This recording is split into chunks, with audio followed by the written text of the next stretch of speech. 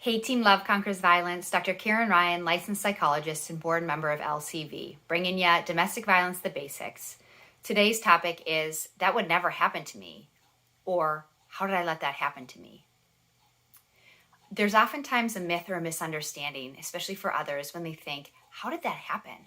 How did she date somebody like that? Or how does somebody get into a relationship like that? Well, here's the deal.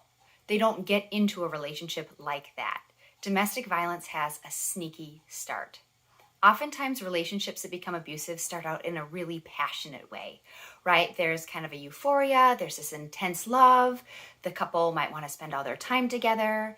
The individual who becomes abusive will shower them with gifts and love and affection and say they love them more than they've ever loved anybody else. And what happens then is slowly you become more isolated. Slowly you spend all your time together. And oftentimes with that real intense start, then you move in together and you're spending all your time together. And your lives become really, really intertwined.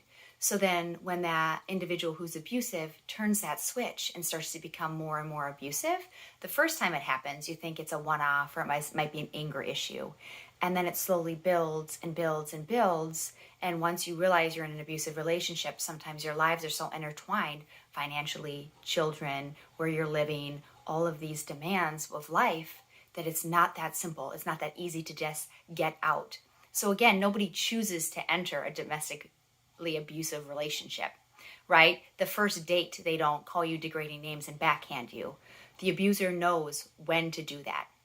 They are very intentional and know the timing of when to do those sort of manipulative tactics. And so if you have ever found yourself thinking that would never happen to me, you are wrong. It can happen to anybody.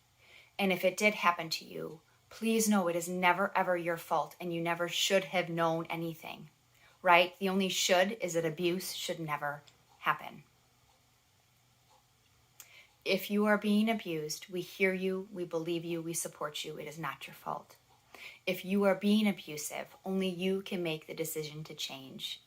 If you are in an abusive relationship, there is hope, there is help.